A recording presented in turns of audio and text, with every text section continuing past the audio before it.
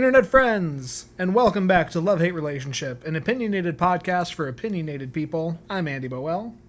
And I'm Alex Ruiz, and as always, we are here to brighten your day, anger your soul, and tell you how to live your life, in that order. Mm-hmm.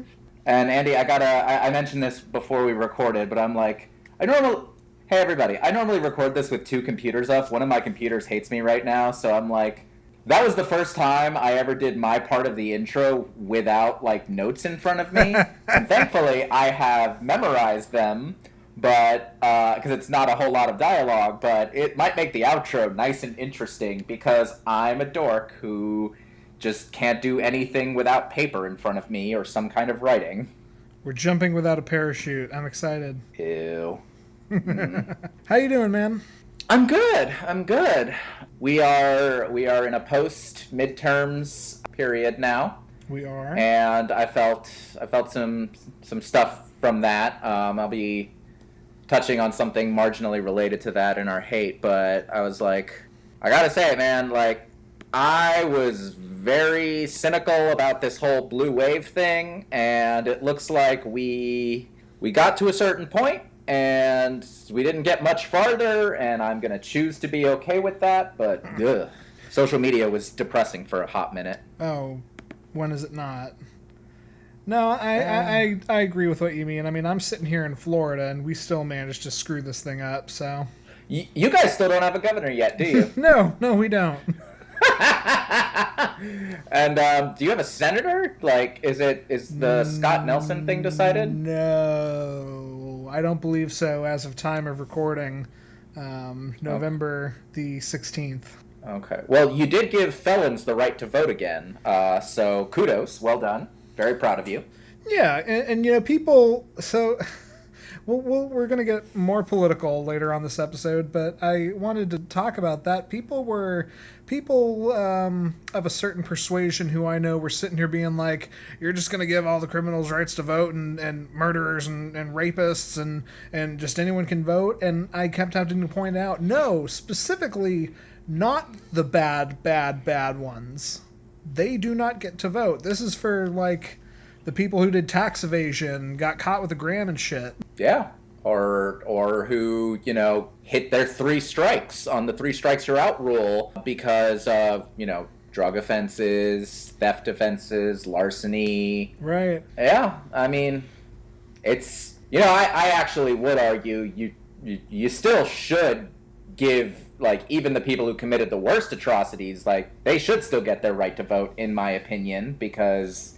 you don't revoke citizenship for crimes. That's a good point. You know? So, And the thing of it is, like, the argument I've always said is, if you're a convicted felon and you work, you pay taxes. And if you pay taxes, you should get to vote. Taxation without representation is kind of, you know... What started all this? Yeah, like, this whole big experiment ostensibly started because they were like, hey, we pay taxes, but we don't have a voice. So, although, I before we get started, I do want to mention Florida had what I considered to be the most hilarious amendment across the board in the entire country, which was a vote to ban offshore drilling, which was also attached to a vote to ban vaping. There it is. In I think, public buildings? Yes, in public office spaces. Yeah, and it's like, okay, so clearly the idea here was Floridians love vaping so much that they will be okay with offshore oil drilling. And I think that one passed, right? It did, yes. Yeah, so, but I was at my parents' place, and I was, like, reading their absentee ballot because they were going to be out of the country during the election, and I read this amendment, like, 9 times, just like, really? Offshore oil drilling and vaping, that is the most Florida fucking shit I've ever seen. Yeah, you know, we're gonna integrate solar power for the entire state, but also a single puppy gets kicked once a month. Hey, you also did vote to ban Greyhound racing. We did, and now everyone is hopefully better going to have, you know, a new Greyhound pupper in their future. I know I'm certainly considering it. I saw your wife is considering it. That's a conversation to have. I don't know. So yeah, also, before we get into it, tying into the other topic, this is the first time we're recording since the passing of Stan Lee. And so, of course, rest in peace to one of the greats. You had a very thoughtful posting about it on Facebook, I felt, and I just tried to commemorate him through the other stuff I saw. But say what you will about the man and how he enacted certain business practices and how he may have treated some of his fellow creators, but Stan Lee was probably the single greatest living flesh and blood actual person associated with the comics industry in anyone listening's lifetime. Yeah. The thing I will always, and thank you for acknowledging what I said, I've had a complicated relationship with Stan Lee's career. Stan Lee, for those of you who kind of only know the surface stuff, and I don't blame you for only knowing the surface stuff, it's certainly the only thing that's in most of the popular culture. Stan Lee was I'm going to be generous and say was arguably not nearly as involved in a lot of the creations that he has his name attached to, as a lot of people might think. He wasn't as involved in the actual story writing as a lot of people might think. A lot of that did fall to people like Jack Kirby, Steve Ditko, Don Heck, a lot of the other creators. I'd equate him in a lot of ways. I mentioned this, he's kind of a Bob Kane type of figure, surrounded by Bill Fingers. Sure. He was a guy who said, like, I got an idea. Let's do a book about a team. They're a family and they have drama. And Jack Kirby goes, okay, I'll create the Fantastic Four. Thanks for the idea, Stan. Excelsior. Basically. So, I'm a very big proponent that regardless of someone's living or dead status, you should look at them in that kind of a context. What I will always give Stan Lee is that Stan Lee was always a champion for this shit. We are both old enough to remember a time when comic books and being a fan of comic books was considered something that was completely unacceptable for people over the age of, 8, 9, 10 years old. It was looked at as kid stuff. And Stan Lee was a big champion of the idea that these are stories and characters which deserve a place in everyone's lexicon, deserve a place as modern contemporary mythology, and he should be commemorated for that. He championed this shit in the face of a lot of culture that worked against him, and in the end, he kind of won. I would agree. It's like I said, you can and you should acknowledge the flaws of the man, but we've talked about how there's no Marvel Cinematic Universe if there's no Blade, and sort of in the same, to carry that even longer, there's no Blade if there's no Stan Lee. Did Stan Lee create Blade? No, but Marvel in general. No, that's fair. I'd argue that it's not there without, 2000 X-Men or the Sam Raimi Spider-Man, both of which are characters that Stan Lee was important about, or an important piece of. And a lot of those Silver Age stories do not hold up, but it is sad. He was 95. I've watched him in a million things. I know his voice anywhere. I never got to meet him. I know a lot of people who went to cons and met him. There's a beautiful tribute to him on the Fat Man Beyond podcast that I recommend everyone look out. Oh, fantastic. It's 2 hours of people telling Stan Lee stories, and they're hilarious and wonderful. My favorite is that apparently the one time Mark Bernardin met Stan Lee, it was because Mark Bernardin was introduced to him by Jim Lee, who'd been working with him on a project. And Jim Lee, and they were at a party, and Jim Lee was like, and obviously Stan Lee knew Jim Lee, and Jim Lee introduces him. He's like, Mark, this is Stan Lee. Stan Lee, I want to introduce you to a new writer. His name is Mark Bernard. And he's like, Mark, the name's Stan Lee. And he points to Jim Lee and goes, no relation.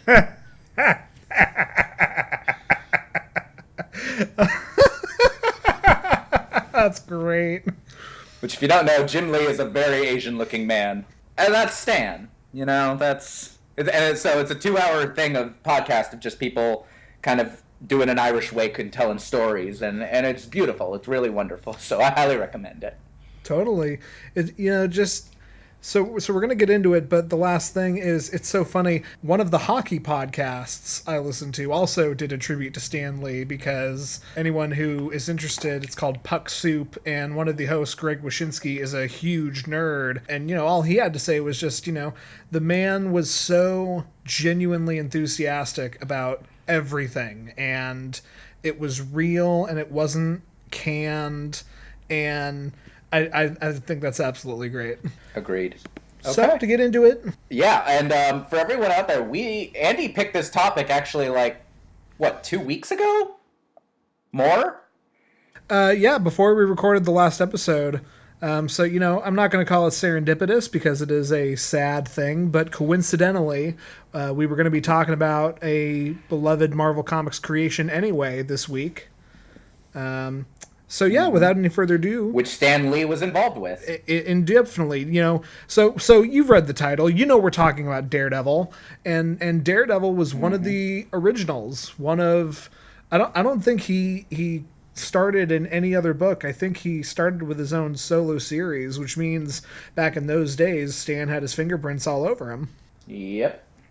So what I want to talk about today is specifically Mark Waid's Daredevil. It's Daredevil Volume 3 for anyone who is keeping track of that sort of thing, and came out in 2011. Now, a little bit of a primer about Mark Waid. We're not going to get into him too much, but he is probably one of, I don't think it is hyperbolic to say he is one of the best writers working right now. He certainly has one of the most impressive comics resumes. Mark Waid, he's worked on The Flash, he worked on Justice League of America in 2000, he wrote Kingdom Come, which is one of the best, most famous, most tragically beautiful DC stories ever. Illustrated by the wonderful Alex Ross. Yep. And he's written for Captain America, Fantastic Four, he's written the Hulk. He's still working today, still churning out great stuff. And so in 2011, he pumped out Daredevil Volume 3. And Daredevil Volume 3 is fascinating because it came out a few years before the Netflix series, but I like to think that it sort of served as a thematic primer for the series. It served to get people reinvested in what had become a very dark character and make him fun and make him relatable. The last thing that had happened to Daredevil in continuity was he had been basically possessed by the Hands version of the devil and had erected a Japanese castle in Hell's Kitchen and become a straight up supervillain, killed Bullseye. He was in some dark places. And real quick, I'm sorry to interrupt, but I did just realize, Andy, it's entirely possible we might have some listeners who aren't familiar with Daredevil on a very deep basis. For one thing, we just referenced the hand. That's fair. And for non-comic book fans, even the concept of the hand, hey guys, everyone, the Hand are mystical ninjas who resurrect people from the dead to join their ninja army. That's a surface level explanation of the Hand. Comics are stupid. Yes, thank you for backtracking me. Okay, so let's take a step back here. Daredevil is a Marvel superhero, and his powers are that he is a blind man who can see. And not only can he see, but he has super enhanced senses, aside from his eyesight, of course, including a sixth radar sense. He got this through toxic chemicals because, comic books. He was created in the 60s. Yeah, he was created in the 60s, and stuff didn't give you cancer, it gave you superpowers. Mayor West, you have lymphoma. Oh, my. Yeah. Yeah, he was created in the 60s. Toxic chemicals gave him these strange powers, and he decided to not let his handicap of being blind be something that got in his way, and instead used his enhanced senses to fight crime in New York, specifically in Hell's Kitchen, where he grew up and where his father was killed. People. Now, when we say his enhanced senses, we should also mention Daredevil has the ability. All his other senses are highly advanced. He can read newsprint using his fingertips. His fingers are so sensitive that he can feel the little bumps of the ink on newsprint. He can hear individual heartbeats of people and turns them into a human lie detector because he can hear elevated heart rates. Let's not dig too deep into the actual science of that. He can smell the individual chemicals in foods as well as perfumes. This Mark Waid run actually opens with kind of a joke about perfume, but he can smell like beyond the senses of like hounds. All of his other senses are mega heightened. Yes, he is not a blind man he is not a blind person in the real life sense who just overcame. He is a superhuman individual. And he has the moniker Daredevil because he acts with a fearlessness that comes with not having sight. You know, he's someone who will jump off a building at a moment's notice, and there's actually a great section in the run we're talking about where he plays chicken with Spider-Man. They both jump off the Empire State Building, and they play chicken as to who tries to grapple onto something first. And from Peter Parker's perspective, he keeps going, come on. Damn it. Come on. But I digress because we are nothing if not digressive. Yeah, we're 20 minutes in, and we've just gotten through some basic intro shit. But I'm sorry, I digressed you, so please continue. Mark Waid's run of Daredevil specifically, y'all got your primer. Yes, you got your primer a couple sentences late. And so I want to talk about Mark Waid's Daredevil specifically. It is one of my favorite runs of any comic book that I have ever read. There is a finite number of series that I have made it a point of pride to collect every issue of. There's Neil Gaiman's Gaiman? I say Gaiman. Okay. There's Neil Gaiman's Sandman, Warren Ellis's Transmetropolitan, the run of New X-Men where it was Hellion and Surge and X-23, and then Mark Waid's Daredevil. So this holds a place of honor on my library shelf. And so, as I was saying, Daredevil was always a pretty dark, gritty, noir kind of book. And it had gotten especially dark, and the history of the character had gotten especially dark with what was happening to Matt Murdock. I don't even think we've referenced Daredevil's alias is Matt Murdock. There you go. He's a lawyer. Jay and Miles explain the X-Men. This is not. Oh, God damn it. Yeah. God, please continue. Matt Murdock's life had gotten pretty dark, pretty crappy. There was demonic possession involved. And what this run did was it served to thematically reboot him and pull him out of the darkness, pull him out of such large-scale implicated stories. And it turned Daredevil into a swashbuckler, and it turned Daredevil into someone who was happy, and it turned Daredevil into a small stakes comic book hero, and I love that. If you read as many comics as we do, you eventually get the overwhelming sensation that the world is in danger maybe twice a day. Like the Earth is going to blow up, or the universe is going to collapse in on itself, or some apocalyptic scenario is going to happen roughly every 12 hours in the Marvel Universe. And it gets exhausting when the stakes are that high, for me at least. Mm-hmm. So to dial things back and to dial down the stakes and focus on the character and focus on the storytelling, that really appealed to me. And Mark Waid's Daredevil is one of the best examples I can give to that. The first couple of arcs, the people that Daredevil fights, they aren't A-list villains. They aren't his iconic villains. Anyone who's seen the Netflix show basically knows that Kingpin is Daredevil's nemesis. Heck, anyone who's seen the Ben Affleck movie knows that Kingpin and Bullseye are the two main big villains of Daredevil, and they are nowhere to be seen through most of this series. The first villain Daredevil fights is a guy by the name of Claw. Anyone who's familiar with the Marvel Cinematic Universe, it's the Black Panther villain that Andy Serkis played. You got a mixtape coming out? Oh, yeah. Yeah. Actually, there is one. Yeah, I'll send you the SoundCloud link if you like. And I reference him as a Black Panther villain because he's a Black Panther villain. But yet here he is causing grief for Daredevil. Yeah. And I'm actually going to push back on that. The very first scene of this run, there's a different villain he sort of fights. Yes. And I say sort of to avoid some spoilers, but on presentation, the villain he fights is the Spot, who is one of the most D-list Spider-Man villains of all time. He had one episode of the animated series. He's been in... I'm not sure I know of more than one or two appearances in all of Spider-Man.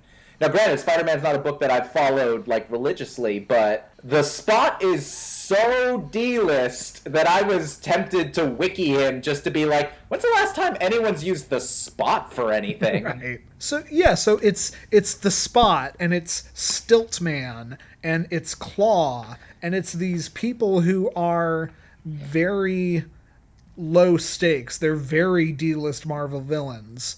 And watching Matt engage them, it's not so much that it's anticlimactic because these aren't terribly powerful villains. It's that it's just so much more story focused when you know that the stakes are saving somebody at a wedding or saving Matt's own life for his own purpose.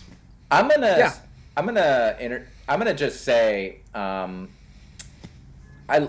agree with you about stakes. There was in Marvel a very long and storied tradition of there are tiers of heroes. There's the ones who there's fucking Silver Surfer out there, or Doctor Strange handling giant multiversal stuff. Dormammu, I've come to bargain. There's the X-Men who handled, the mutant-based things, but they're arguably a fairly global team. And then there's Spider-Man and Daredevil and Luke Cage and Iron Fist and Misty Knight and the street-level or city-level heroes. And the great thing about those, you're right, is stakes, but the other thing there, and something that I think this book handles really deftly, is how much of the drama of this doesn't come from Daredevil punching people and actually comes from internal relationship drama. Yeah, probably more than 60% of it. You're right. Yeah. Yeah, that's another reason why this book works so well. Another great example is Matt Fraction's Hawkeye. I think does what you're talking about even better. But yeah, a lot of the drama in Daredevil comes from Matt having, problems with his law partner, Foggy Nelson, or trying to flirt with the assistant district attorney. There's this great running joke through the series where, again, to let people know about comics history, Daredevil's secret identity was put out there years ago.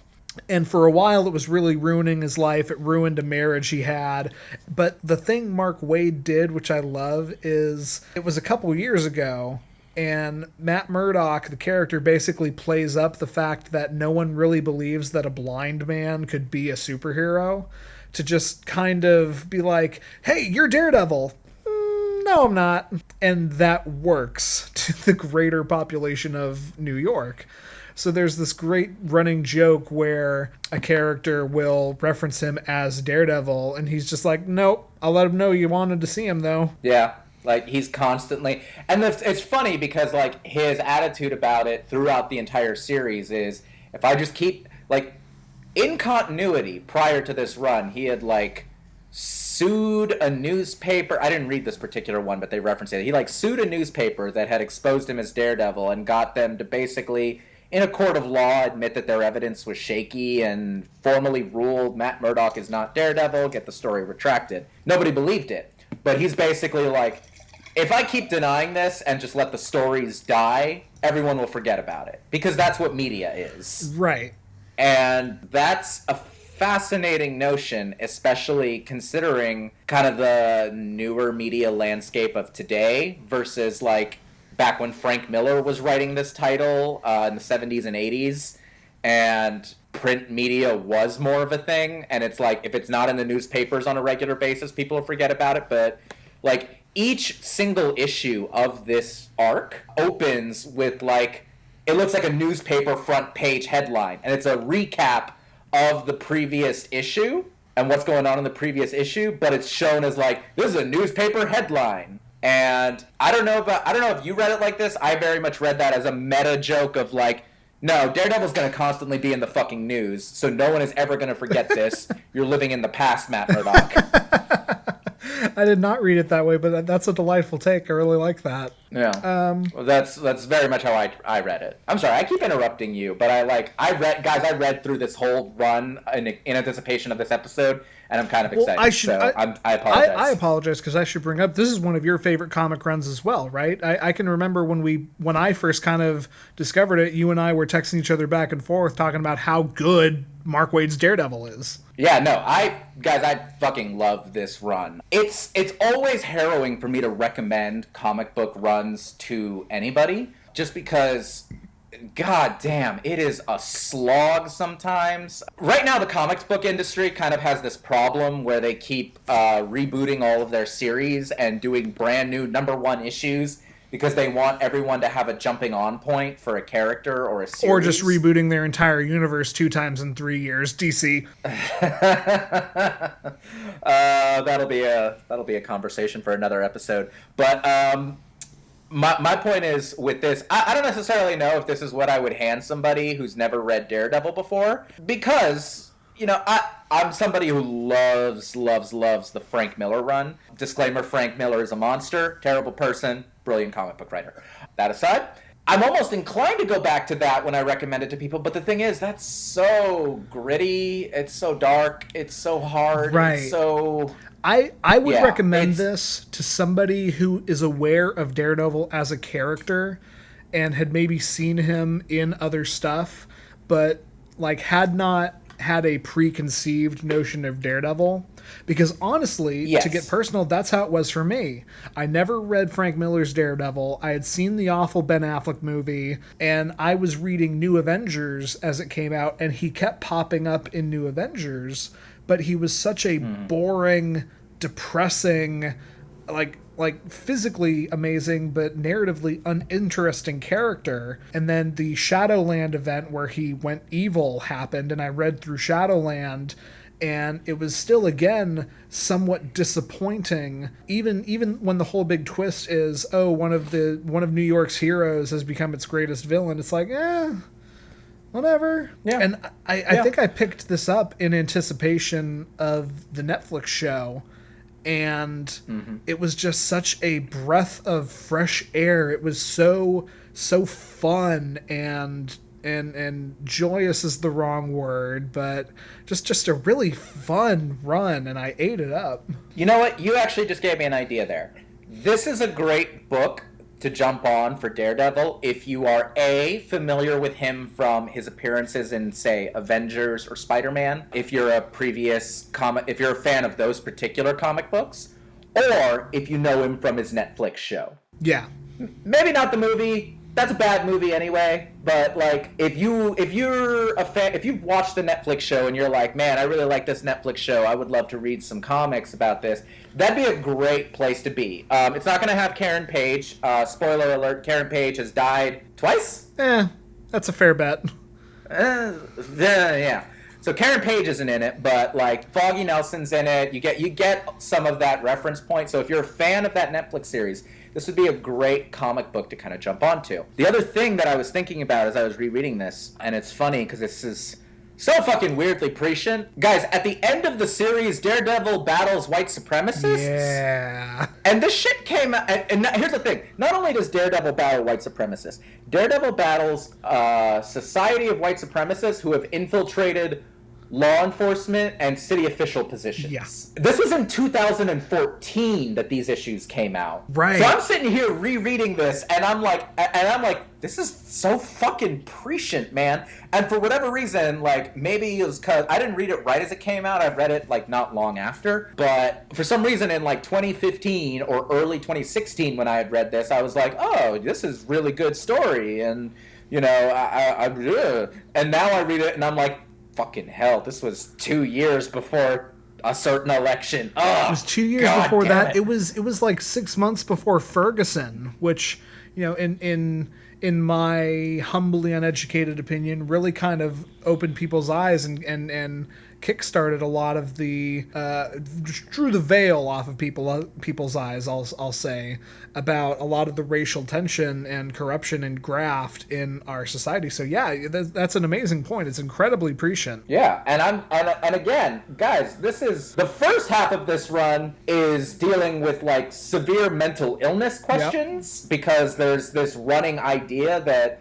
Matt Murdock may be going insane. He is deliberately trying to attempt this like happier, more happy-go-lucky attitude, and his friends are like, yo, your life's been pretty dark lately. Is that the best way to deal with it? And he's literally just like, it's the only way that's working so far. So he is doing that, and some deep dark shit happens, and at certain points, Daredevil doesn't know if he's losing his own mind. People around him don't know if he's losing his mind. So the first half of this deals with mental illness, and the second half of this deals with intense racism permeating through deep rungs of organized society. Yeah, put that on the cover of the omnibus. Yeah, this is a book for the millennial generation, dude. Yes. Like, this is, and again, I know a lot of people who don't like to read comic books because they aren't terribly interested in the grabby smashy and the punchy.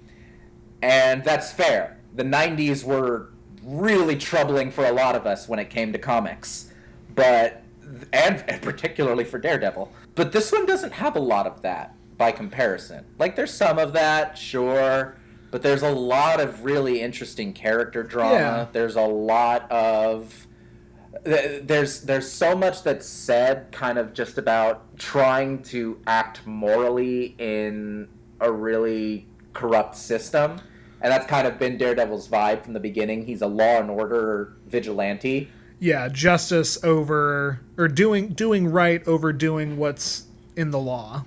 Yeah, and I mean, it's a whole lot of, like, Matt Murdock as a lawyer pointedly takes cases from people who have nowhere else to go to. And yes, that's very sweet and lovely in a comic book sense. At the beginning of this, like, this isn't really a spoiler, but because Matt Murdock's identity has been exposed as Daredevil, like, he takes a case and it goes to mistrial because it all becomes about Matt Murdock being Daredevil. So they stop lawyering and instead train people to defend themselves in court and act as consultants. Right. So amid all of this other stuff that's going on, there's also a, like, wacky office drama where they're like, we're in a new industry, buddy. Yeah, there's so I want to wrap up. You know, we could clearly talk about this just narratively, just what happens, but I want to wrap up and I want to get to some meta points. But to your point, a lot of it, there's a lot of comedy over the fact that, like, Foggy eats a lot of processed food and is very out of shape, and it physically repulses Matt. Like when you have super smell, the scent of a bag of Cheetos is reviling. There's a lot of humor there.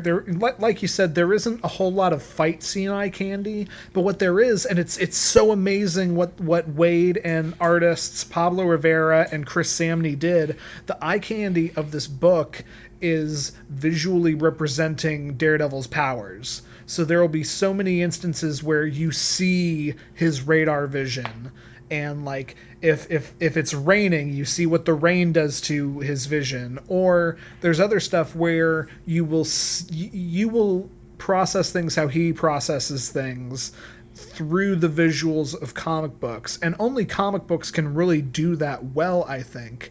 So it really just it creates some delightful imagery to experience how Matt Murdock experiences the world. And so I love this series. Lots of other people have won this series. This volume of Daredevil specifically won multiple Eisner Awards. And for those who don't know, the Eisners are basically the Oscars, but for comic books. Mark Waid won Best Writer for the series. Daredevil won Best Series. And Daredevil issue 7 won Best Single Issue. And I want to just talk about Daredevil issue 7, because you go, okay, what happened that was so great that it won the Oscar for single comic book issue? And it's Matt Murdock having to lead a crashed school bus full of blind kids through a blizzard. Because he'd been volunteering on a field trip for them, and there's an accident. Right, but that's it. The blind leading the blind through a snowstorm. Oh, I am 2 seconds from being on you like white on rice and a glass of milk and a paper plate in a snowstorm. It's so great. I heartily recommend this book to any comic book fan. I recommend this book to people who are interested in becoming a comic book fan. I think it's a phenomenal series. I tend to not like solo books. I like X-Men and I like Justice League, and this is, without a doubt, with the exception of certain Batman stories, my favorite solo hero book. All right. Strong recommendation. Yeah. And I will leave that there. I think that's beautiful. Well, thank you, man. So, yeah. Heel turn. Okay. You know, you ever be like, I have a really, really great idea, and then you start doing the idea, and you're like, oh, this is going to be infuriating, isn't it? I feel like you probably do that more than I. Yeah. Okay. So, Andy, as I always love doing when it's my turn on any of these segments, folks, we are now turning to our hate portion. So after the lovely, lovely Mark Waid's Daredevil, Andy, let me ask you something. What comes to mind when I say the name Steve King? The first thing that comes to mind is, where's the N? And did you know Stephen King cameoed on the show Sons of Anarchy as a guy who disposed of dead bodies? You fucking nerd. No, I did not know that, but you know what? Okay. Perfectly fair. In fact, you know, we could even argue I led you there a little bit, because all I said was Steve King. Those of you reading the title of this will see that I put kind of a little number ahead of that. I put a title. Because, Andy, today I want to speak very specifically about Iowa Representative Steve King. Okay. If I were to, now let me ask you, if I were to present that title, does that name mean anything? I wouldn't be mad if you said no. I think about how Iowa in general has been one of the more contested swing states of the elections in my lifetime, and therefore I assume there is political importance to that. Mm-hmm. Yeah. I mean, okay, so I've never lived in Iowa. I've never voted in Iowa. I've never been to Iowa. And this particular individual has earned my ire. Yeah. So I'm going to do a very, very quick, much like my burrito recipe from several episodes back, I'm going to very quickly just run down some stats on Steve King. Okay. And then we can begin this discussion proper. So, born in May 1948 in Storm Lake, Iowa, so he is a native, Steve King was raised by Mildred and Emmett King, a homemaker and a police dispatcher, respectively. Raised Methodist, he is now a practicing Catholic, having converted 17 years after marrying his wife Marilyn, with whom he has 2 children. So far, so good. In 1975, he founded King Construction and the Chiron Business Association a few years later. As a prominent member of the Iowa Land Improvement Contractors Association, he became deeply interested in policy matters. He ran for and was elected to the Iowa State Senate in 1996, where he served until winning a seat in the House of Representatives in 2002, where he has served ever since. I should mention here, he did win re-election this past midterm. Brief rundown of policies and beliefs that this stack of fuckweasels in an ugly suit has supported. That's evocative. Yeah. So, as a state senator, he helped eliminate the inheritance tax, Past workplace drug testing requirements supported parental rights laws that have made it more difficult to mandate vaccination and pursue child abuse claims, and made English the official language of Iowa. As a representative, he supported continual Iraq war legislation and opposed any timetable to remove troops. He's maintained a 100% A-plus rating from the National Right to Life Committee, voting consistently to remove reproductive freedoms, including legislation that would remove Medicaid coverage for poor women in cases of statutory rape and incest. 3. He staunchly opposes any gun regulation, complaining that mandatory background checks would, quote, ruin Christmas at the King's. He's also blamed gun violence on divorce, lack of prayers in schools, and video games as recently as 2018. After the Iowa Supreme Court legalized gay marriage, Steve King spent $80,000 of his own money on radio ads to oppose the re-election of 3 of the judges when their tenure was up the following election cycle. He also floated a residency requirement for the marriage licenses because he was afraid that Iowa would, quote, become gay marriage mecca. He's voted against legislation banning animal fighting, which your state, Andy, Florida, has just properly banned. He opposed that. He is behind Florida on this one. He has voted against regulating arsenic usage in chicken feed, every congressional stimulus bill since he was elected, Hurricane Katrina aid, and not only the Affordable Care Act, but also Medicaid and Medicare.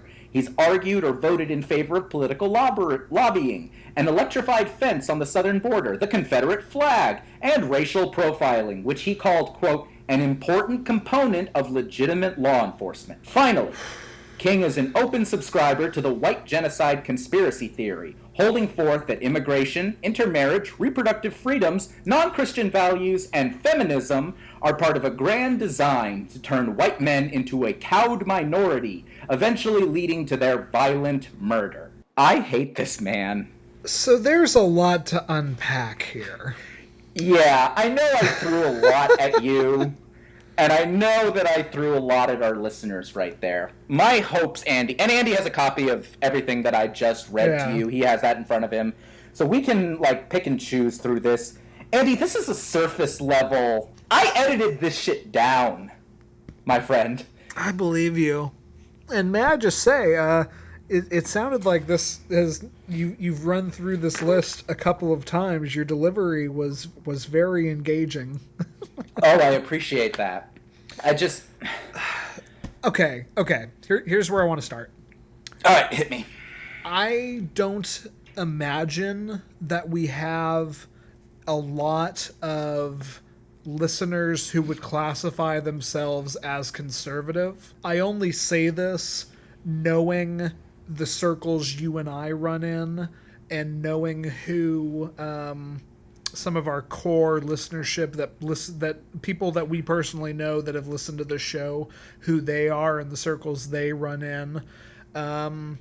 If there is someone out there who does feel who does identify as conservative or more red-leaning and wants to discuss defending this guy, I'd be fascinated to hear it, because this goes past, in my opinion, just right-wing conservatism into some shit that's straight up evil. Like, what the fuck? For reference, a lot of you may have first heard Steve King's name when, during a news interview, he was talking about immigrants coming over the border, and I want to see if I can track down the exact quote, but he basically said that a lot of the immigrants coming over the border are, if I remember the quote correctly, 70-pound men with calves the size of cantaloupes carrying pounds of marijuana on their back. That was how he characterized immigrants entering this country from the southern border. And he got some flack for that online. Sure. And when responding to said flack online, he doubled down and was basically like, no, I'm completely accurate when I say that. That is exactly who's coming over here. like you're not gonna get an argument from me on any of anything you want to say about this guy. You know, Florida gubernatorial candidate Ron DeSantis was caught as the moderator of a KKK adjacent Facebook group, and he doesn't sound as fucking evil as this guy. So you want to take away Medicaid coverage for poor women in cases of statutory rape and incest. So the worst ones? I don't want to say that sexual assault or any reason to get an abortion is better or worse than another one. But I have heard in certain groups, people who are on the fence about the issue of abortion and are against it in practice, except in cases of rape and incest. So you're sitting here... That was John McCain's line. Yes. John McCain ran as his presidential platform. He was a, quote, pro-life candidate with exceptions for rape and incest. That was the presidential platform of the Republican Party in 2008. Senator McCain revealing some of his final wishes, naming who he wants at his funeral. President Trump not on the list. So this guy looked at that and looked at what McCain was saying and basically went, nah, too lenient. Yeah, basically. Oh my... This guy blows my mind. I can see why out of any politician in the country, except for, Trump, this guy would draw your ire, because this is psychotic. And again, we're on the same side. So I'm just gonna go ahead and say that I am purely biased in the ways that you are biased.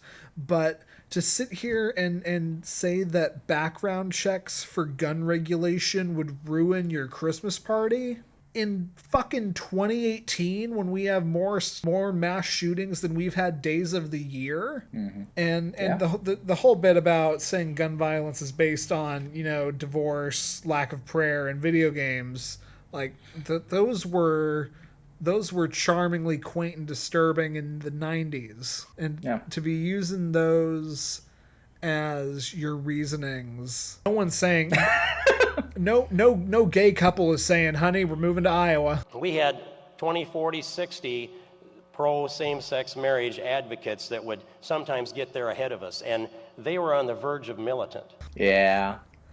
The thing about Steve King don't get me wrong, and you're right, we have never, minced many words about our political leanings. Granted, as far as this podcast has been concerned, on a general basis, this is our 13th episode. We've never hid our politics. We have rarely centered them. Yeah. And this is a moment where I am choosing to center these politics. I chose this topic before the election. There was a possibility we might have recorded this prior to the actual election, and my stance at the time what I was planning to say if that were to happen would be to say, I'm pretty sure Steve King's going to win again. Steve King is up for election every 2 years. He's been up for election every 2 years since 2002. He's won every time. Sure. And a lot of that is his district. He happens to come from a very extremely red district. And okay, that's fair enough. That's fine. Okay. But I started following King's career right about the time that I got Twitter. So this was probably 7-8 years ago, I think. I started closely following his career because he was in the news a lot, honestly. Sure. He had the kind of rhetoric where it wasn't just that he was a conservative. I've got conservative friends. I was posting about this, yesterday. I've got conservative friends and relatives who I will never get rid of the conservative people in my life. I will never remove them from my social media. I won't stop talking to them because, quite honestly, the ones who have a problem with my politics have already removed themselves. The rest of them, I sit and I have conversations with, and I have helped broaden their horizons they have helped me understand kind of how a person comes to think about this kind of stuff. But when I look at Steve King, I look at everything he's talked about. I look at the positions that he puts forth, the shit that he defends, the way that he talks, the fact that, frankly, he's one of these guys who's out here regularly doing the dog whistle thing, regularly talking about globalists. For everyone out there who doesn't already know, globalist means Jew. Globalist means the Jews. He's talking about the Jews. He talks about how the globalists are controlling our economy, how they are ruining everything. He has been highly supportive of Tom Tillis's line. Tom Tillis, a senator from my state, the state of North Carolina, who has openly said that that white culture is superior to Black and Latino cultures and cultures from the Middle East. Steve King supported him in that. Steve King backed him the fuck up, happily. When Todd Aiken did his whole thing about legitimate rape, the whole thing about, I don't know if you remember this, I think this was this 2012? I think it was 2012. Yeah, the term rings a bell. Yeah, dude was running for office, and he was asked about abortion in cases of rape, interestingly enough. And Todd Aiken had said this thing about how in cases of quote-unquote legitimate rape, the body has a way of shutting that whole thing down. Basically saying you can't get a pregnancy from rape. It's true! Steve King backed him up. Steve King backed him up through the entire election. The Republican Party stopped backing up Todd Aiken. And Steve King was like, nah, fuck you guys. I'm hanging with this dude. I like him. I like what he has to say. Yeah. I will give Steve King this. Steve King has been morally consistent.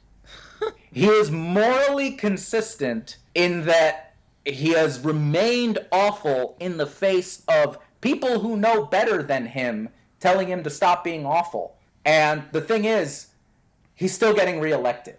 He gets the pushback. The most pushback I think he's gotten is after enough criticism, he took the Confederate flag off of his desk. He had a Confederate flag on his desk. Andy, do you remember which side Iowa fought on in the Civil War? I was about to say, was Iowa in the Union? I'm pretty... don't quote me on this, but, no, it really fucking wasn't. Iowa was still mostly Mexico. It had only recently stopped being Mexico. Was Iowa in the Union? Huh, there's a city in Iowa called Union. Oh, Jesus fucking Christ. But Steve King decided that it was real important to have a Confederate flag on his fucking desk. Tell me this, tell me, heritage not hate people. Why does Steve King, noted racist, supporter of white genocide theory, batshit lunatic, arguable Nazi, putting a Confederate flag on his desk? That's the most compromise we've gotten out of this dude. He was one of the most intransigent members of the House during the Obama years. And he's one of those guys who, I'd watch him in interviews and just be like, you just want to call him the N-word right now, don't you? You just want to call him the N-word. And we are preaching to a choir right now. Yeah. Most of our listeners, as far as I know, we don't have any conservative listeners. If you are a conservative listener, please, I welcome you. I'd love a DM. Please, I'd like to chat with you. Again, I love having relationships with my conservative friends.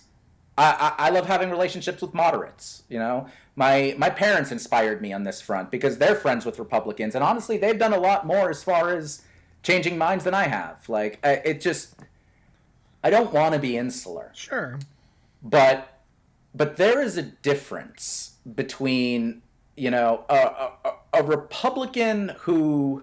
I criticized John McCain a lot when he was alive. A lot of liberals love to tout John McCain as being, exactly what he said he was. He said he was this maverick who would come in and, shake things up and be different. And no, he fucking wasn't. He was as conservative as the rest of them. He occasionally did stuff when he knew that it would have a big dramatic flare effect. McCain was a PR guy. Sure. But I could fuck with McCain more than I can fuck with this guy. Yeah. I can fuck with Jeff Flake, and admittedly, I struggle to name Republicans now who I can work with because of how polarized everything has consistently been. But Steve King has had an incredibly consistent record since 2002 of either towing the party line or going even farther right of the party line. And in this climate, in this environment, he is the bridge that allows the scariest fear-mongering aspects of the Trump administration to flourish. All the apocalyptic stuff you read. Trump could try and do this. Trump could try and do that. He could try and institute these fascist practices. He could end birthright citizenship. He is putting people in cages. These are things that Steve King has been floating for years. Right. These are things Steve King has been talking about before. When Trump was a Democrat, Steve King was talking about this shit. Right. You bring up Trump, and the thing that's been running through my head, personally, a lot of people consider Trump a deeply evil person. I personally consider Trump to be a deeply stupid person. And I think that he does not come up with these evil policies so much as he does not give a shit when they are presented in front of him. Steve King reads to me like the guy writing up that bill to then put in front of Trump. The actually morally evil person who is running around while the big orange idiot, skips funerals and goes golfing and goes on Twitter. This is the guy who is working up some truly despicable shit. I'm just excited to see my Lord and Savior Baphomet represented in such glorious Italian stone. I do hope his eyes gaze upon me and that my allegiance is recognized. Yeah. So fuck him. I'm with you, buddy. Oh, and this is one thing, I didn't put it in the notes, but I do want to mention it just because it makes me laugh. I want to talk directly to my old white dudes who may or may not be listening, either now or in the future. Hey, old white guys, maybe your name is Owen. Maybe your name is Jefferson. Maybe your name is Beauregard. Your last name is probably not Sessions. Jefferson Beauregard Sessions III, former Attorney General of the United States, ladies and gentlemen. Old white guys, I understand that your dicks aren't getting hard. This is Bob. Bob is doing well. I understand that erectile dysfunction is hell. And all I want to tell you is that Steve King, while arguing against the Affordable Care Act, against the Obamacare so many of you hate, stated outright that the Obamacare mandates, stating that Medicare and Medicaid should cover a slew of medications, including Viagra. Steve King said Viagra should not be covered as it is a, quote, recreational drug. Vote against Steve King, old white guys. For the sake of your dicks, vote against Steve King. Thank you. We can get there together. By the way, if any of you want to join me in this crusade, I've been on a quest to get blocked by Steve King since, 2010 on Twitter. So I refer to him on Twitter as Pig Vomit. If you've ever seen me tweeting about Pig Vomit, I'm referring to Representative Steve King. You can follow him at Steve King IA. That's SteveKingIA. And please, call him Pig Vomit for me. He's Pig Vomit to me. He's Pig Vomit in all of our hearts. Amen. Yeah, no. And Fuck with that... I don't know how often we'll talk about political figures on this show, but I felt it's hard for us to dig up hate sometimes. And in the slew of that election cycle, I was just like, I want to talk about a Nazi. Yeah. Let's talk about Steve King. I fucking hate Steve King. Let's talk about Steve King. When you hate something, it matters. And I hate this fucking guy. Before I got this email, I didn't know who this guy was, and I hate this fucking guy. Yeah, I have spread hate. My work here is still not done, but it's progressing nicely. There you go. All right. So we've talked about, something I very much love and you love. We've talked about something you very much hate and now I hate. Let's talk about a relationship question. Hell yeah. You found this one. You want to give it a read? I will. And so this is coming to us through the internet. And here we go. Okay. Hello, love-hate relationship. I ended things with my boyfriend of 3 months because he couldn't decide between pursuing his ex or commit to us. His ex is okay with him seeing me, but I am absolutely not okay with him having contact with her. My reasoning is that if you don't immediately know that I'm the right choice, then I'm not the right choice. I refuse to be someone's alternate. I just wanted y'all's opinion since I'm asking someone to pick between a 3-month relationship versus a 5-year one. Am I being unfair? And just a reminder to all of you out there, if you have relationship questions, you can send it to us at lovehaterelationshippodcast@gmail.com or through our website, lovehaterelationship.net. That's right. Andy, we need to name this person. They did not give us a name. We do, and they did not. We've talked about comic books. This is about a love triangle. Hi, Emma Frost. You wanted a new queen. Now you have her. Yes! Yes! You guys don't know, I love Emma Frost. Fuck Jean Grey, Emma Frost for life! I'm so happy that made you happy. Oh, okay, Emma. You were raised in Boston but have an English accent. Let's get to it. It's been a while since we've had a legit relationship question. I think people get confused and we try to make it very clear.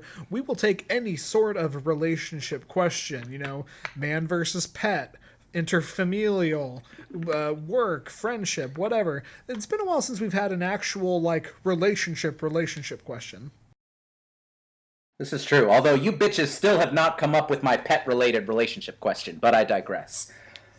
Yeah, so I think I've got a take on this. Andy, do you want to go first, or shall I? Go for it. Okay. Miss Frost. Headmistress Frost.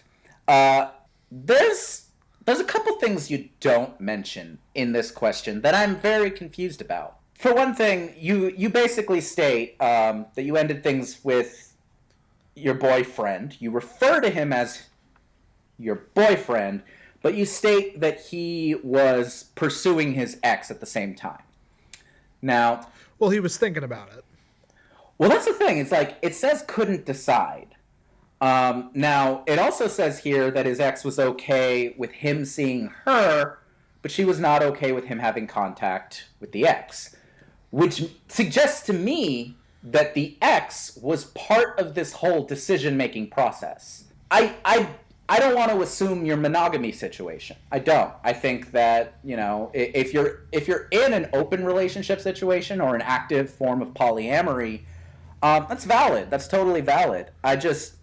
If this is a monogamy-based situation, it sounds like that's kind of what you were hoping it would be, given that there is a question here about choosing between one relationship or another. So it seems like you were wanting to pursue something monogamous.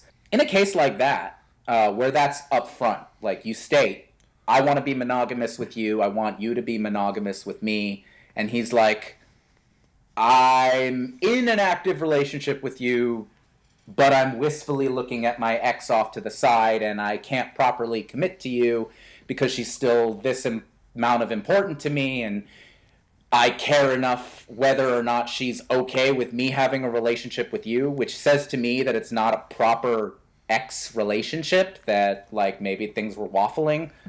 I don't think you're unfair to walk away from that. I don't think it is unfair for you to walk away from that. You are allowed to set the boundaries you want in a relationship.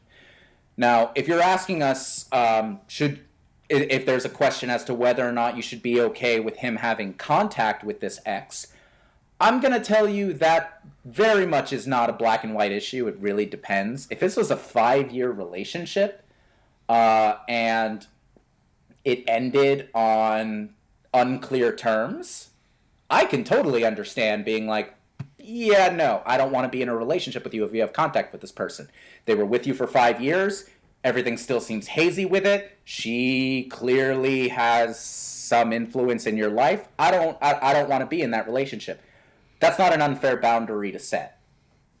It's really not. It's maybe not fair to assume it offhand, but that's like, as soon as you're talking about getting together and being officially, making him officially your boyfriend, that's a conversation that should happen probably prior to that. I don't know how the kids do it these days.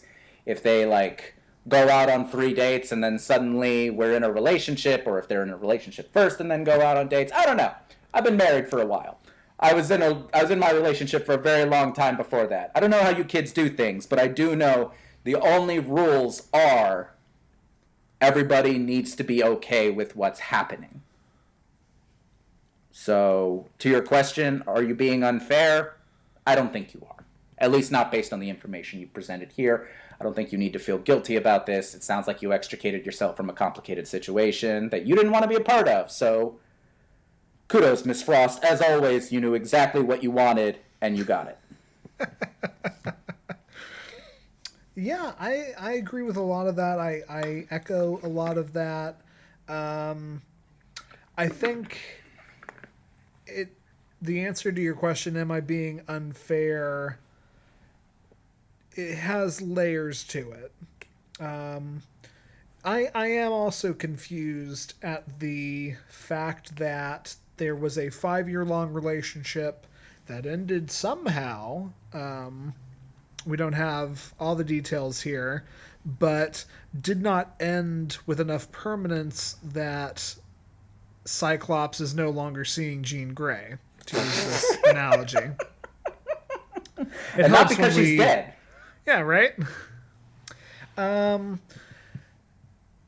My thoughts are, if it ended, but they maintained friendship, which clearly it seems to be the case here, and you were trying to say that you did not want your boyfriend to be friends with his ex and not have her in his life at all, I think that part of it would be unfair. But it also sounds like he is at the very least talking openly to you about getting back together with her. And is it unfair to put your foot down and say, well, that's not going to work for me? No, that's not unfair at all. Yeah. I like providing answers upon answers. I like saying something other than what Alex brings to the table here. I do. I mean, you don't pay for two voices, so you're gonna get them. They don't pay shit, period, Andy. I know, I was making a joke. Anyway, yeah, I don't think you're being unfair. I would love a follow-up, and the connections are murky here. You bring up not knowing how the kids do it these days. I've known people that have gone on 3 dates and been together. I know people who have been together for 2 years and did not actually call it dating because that would cause issue. So every relationship has its own differences. I get the overwhelming impression that you are very monogamous here, and you want what you want, and you want someone who is not going to wonder if you're what they want. I bring up a 5-year relationship. That's a long time. That's a lot of interpersonal connection, and especially when it clearly seems like they are still a part of each other's lives, you're going to have to deal with that. I'm surprised it's taken 3 months, honestly, for this to be something that you've had to deal with. If this fella is really worth enough to you to have gotten into a relationship in the first place, I would try to talk to him, try to explain your stance. Maybe more than you have. Maybe you've explained it to death. I don't know. But, you know, I'm not a big fan of ultimatums. Don't like them. Don't think they work. But in this specific case, me or her is a valid one to present because it matters to you and it matters to the other two parties. Yeah. So, no, I don't think you're being unfair, Emma. And by the way, I like the black costume more than the white. I disagree, but I see your point. About the costume. All the advice is solid. And Emma Frost, I'm gonna say one thing. I'm going to make reference, and spoilers here for a TV show that's been on the air for about 11 years. But if you don't count the Netflix revival. But Emma, I'm going to point you to Amy Sherman Palladino's classic TV show, Gilmore Girls. Specifically in some of the later season arc. So spoilers for, I believe it's season 5 of Gilmore Girls, possibly season 4. Rory Gilmore decides that her boyfriend of 2 years, who she's broken up with because she liked another boy better, and he has since moved on and gotten married at 18 because he's stupid. They establish very clearly that he's stupid. She ends up sleeping with him, and after he's married, and she kind of seems to have an attitude about it of, you know, he's mine. You know, I had him for this much time. You know, we were each other's first boyfriend and girlfriend. Like, he belongs to me in a certain way. That's very much the attitude that Rory has in this particular situation. And the show doesn't shy away from the fact that that is fucked up. Okay? Like, it does not matter how long a relationship has gone on prior. If it has ended, if this former boyfriend of yours, if Cyclops honestly had broken up with Jean Grey, and it's not like, and it is properly ended, he is her ex, and not just ex because she's dead. If they are exes, she does not own him. She has no claim to him. Now, if he doesn't have his shit together and is pining over her, that is his drama and her drama, but that is not your drama. Right. Know? When you say here that you want our opinion because you're asking someone to pick between a 3-month relationship and a 5-year one, no, it's you're asking someone to pick between an active relationship and one that purportedly had ended.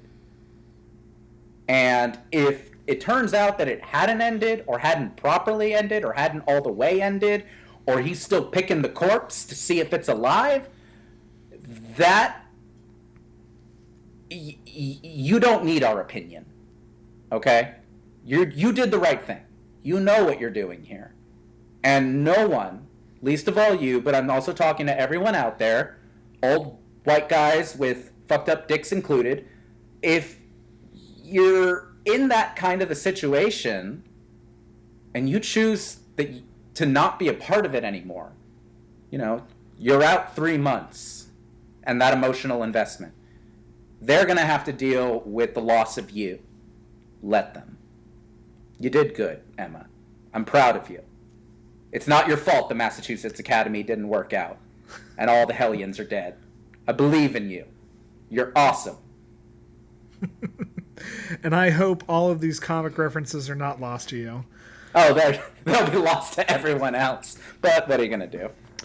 But no, I agree, and that's a good point. You've given 3 months if this problem has presented itself, and you can always just take solace in the idea that you're not giving up 6 and cut the cord now because it's not what you want. If that's what you decide to do, you are completely valid in doing so, and you are not being unfair. Yep. So, good job, Emma. We are proud of you. And our relationship advice is, get it, girl. Yeah. All right, and so that has been Love-Hate Relationship. Alex reminded you all lovely people before, but I'm going to remind you again. If you have a relationship problem with a loved one, a friend, a coworker, a pet, and you want our advice, you can send those questions to lovehaterelationshippodcast@gmail.com, where we promise we'll read them. I want your fuzzy questions. You can also subscribe to us on iTunes, Google Play, Stitcher, Spotify, YouTube, and even TuneIn Radio. Once again, hi, Mom. How you doing? I talked to you earlier today. Oh, Andy says hi, too. You can also tweet us at LHRPod, that's LHRPOD, with your questions, and you can follow us there to keep up with new episodes or see random shit that we post and retweet, and I have fun. Yeah. I enjoy it. Yeah. You can follow me personally, Andy Boel, at Twitter, at JovoCop2113. And I'm at @A_X_RUIZ on both Twitter and Instagram. We are here every first and third Tuesday of the month. Someone told me recently they didn't know when we come out. First and third Tuesdays every month on all the shit that I just listed before. And everyone, thank you for listening. And as always, tell your enemies.